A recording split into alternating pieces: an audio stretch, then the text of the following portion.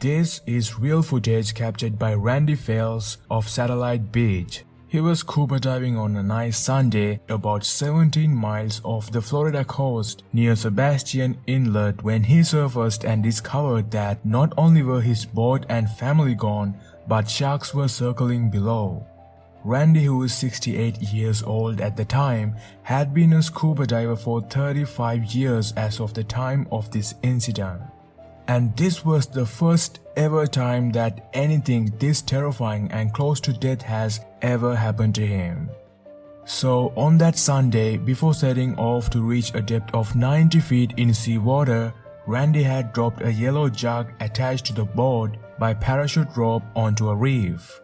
Two of his daughters, one daughter's boyfriend and several grandchildren were on the boat at the time. Randy was carrying his gear, a GoPro and a spear gun. So after making sure that he is completely ready for the dive, he jumped into the water and slowly descended deep into the seawater. Once he reached the 90-foot mark, he explored around for a bit and began the descent. In total, he spent about 30 minutes underwater. When he surfaced, he realized that likely because of the windy conditions, the jug had drifted off the reef, pulling the boat with it. He said his family had not noticed, thinking the jug was still anchored in place. When Randy looked around, there was no boat, no nothing in that whole area. Well, Randy thought to himself, this is exactly not an exciting feeling to realize that you are all alone in the middle of the sea. But still, he was pretty confident that there might be other boats in the area because it's a fairly common fishing area. About 15 to 20 minutes passed, he finally did see a boat. He quickly blew a whistle that he was carrying and waved his bright yellow diving bag high over his head using his spear gun to get the boat's attention. But unfortunately, no one on that boat heard or spotted Randy. It just kept getting farther away from him. But to his luck, it seemed to anchor about a mile away. So he started swimming toward it as fast as he could. And that's when the real nightmare began. A shark appeared out of nowhere. He kept getting bolder, a little closer. The closest he got was he rubbed Randy's leg with one of his pectoral fins. Completely horrified, Randy went into a little bit of a defense mode and then the shark veered away. So with that, Randy couldn't continue swimming toward that boat anymore. He just couldn't move much because it might take too much of the shark's attention. So he spent about an hour in the open water with that shark circling around. It was almost like it was playing with Randy. But by this point, another shark showed up, joining the other and circling him. Each one was about 7 to 8 feet long. Randy didn't know the exact species, but he believed they were neither tiger sharks nor great whites. Although Randy had a spear gun, he just didn't even load it or even intended at any time to shoot either animal.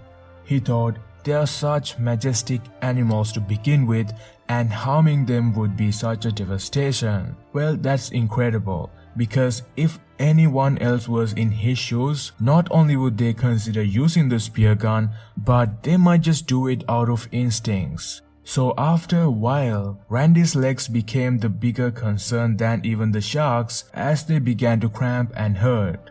So far, more than an hour has gone by, and by this point he considered unloading his gear.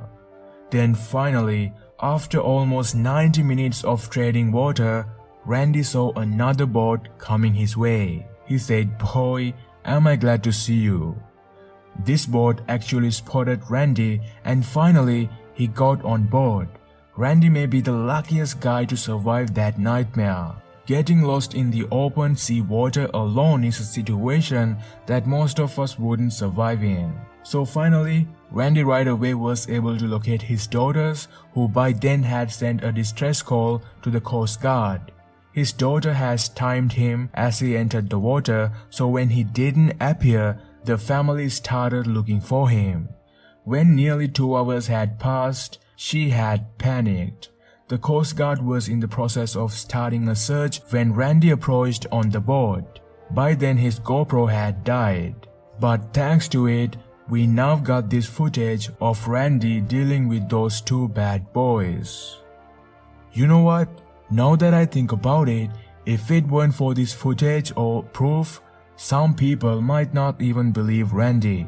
Well, maybe to scuba divers, this could be a story easy to believe even without proof, as today there are a lot of stories of other divers also actually being in this situation.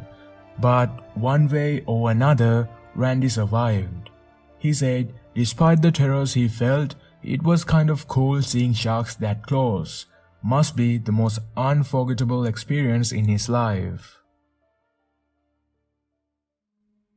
Brad and Shay were husband and wife. Something the two had in common and loved doing together was cave diving. They were so close and in sync with each other that they could anticipate each other's moves before they even happened. Both were experienced cave divers. To them, there was no greater thrill than finding new passageways in underwater caves. Although Brad was a cave diving instructor and typically led the way in explorations, Shay wasn't far behind him. The couple were in their mid-40s at the time. One time, Brad and Shay joined a cave exploration with another pair of divers. The cave system they planned to dive was very familiar to all four of them, as they had ventured inside it before more than once. However, this cave system was huge, and despite the many times they had explored it already, Brad and Shay never stopped looking around for new offshoot caves. They knew there was more to this cave in the darkness, but most of the time, they didn't see much. New passages would go only a few feet before closing off to nothing. But it didn't keep them from searching. So, on that fateful day, before they set off, they did a decent amount of planning. Both divers on the other team had been certified for cave diving by Brad, so he knew their skill levels and was very comfortable with them. Brad and Shay decided to let them lead, laying out the cave reel and controlling the dive. You see, a cave reel is a strong, thin line attached outside or just inside a cave opening that divers use to find their way back to the surface. Normally, divers make sure to never leave the reel without tying another line to it so they don't get lost in the system. Also, when coming up with a dive plan, cave divers determine their bottom time using the rule of thirds. If you don't know what that is, it's basically about allocating 1/3 of their air for cave penetration, another third for the return to the surface, and then the remaining 1/3 for any emergencies, though some prefer having even greater reserves. Now, in their plan, Brad and Shay agreed that when any member of the group hit the rule of thirds and determined it was time to exit the cave, all four of them would begin making their way toward the surface, which is simply the safest decision. Although the recent rains had churned up the water somewhat, making the visibility a little low, they all agreed that the conditions would make the dive much more interesting and exciting. So finally, the four divers entered the freshwater spring and gradually made their way to the cave mouth. The lead diver secured his line outside the cave and signaled to everyone that they all can enter before he moved forward. His buddy, being right behind him, then went in, followed by Brad and Shay. They knew the visibility is not going to be any good, but it was far worse than they had expected. But still, they kept moving forward. Brad had this saying, "Any day diving is a good day," so no one really thought of aborting the dive. Although they were in one group, Brad and Shay as the second team held back a little and let the first pair swim a few meters ahead to keep from interfering with them, which is when Brad spotted a small opening off to one side of the corridor. As it leads off the main cave system, they thought it might lead to a totally unexplored section of this whole cave system, which is exactly the kind of thrill they were looking for. So, without hesitation, the two decided to check it out. Though they didn't let the other two on the dive know that they were taking off. Well, most likely their plan must have been to be gone from the main line for only a minute to take a quick look so they could return later to map it for their records. That has to be the only reason they went in, because otherwise it would have been one big reckless decision. Both were carrying cave reels of their own, but neither had pulled them out to secure a jump line to the one their friends in the other team had laid. Brad and Shay, being expert divers, are making a fatal mistake here, though there's no way to know the events after that. However, the first buddy team aborted the dive and began heading toward the cave mouth when they realized that Brad and Shay were no longer following them. At first they thought something must have gone wrong, maybe with their gear, so therefore they must have aborted the dive and by now should be on the surface. But it was only after the two divers also surfaced they realized that Brad and Shay were actually missing. They knew if they aren't at the cave mouth, they still must be somewhere inside the cave system, but it was too late by then. Apparently, when Brad and Shay took off, hoping to return to the main cave passage in a minute, things didn't go as planned.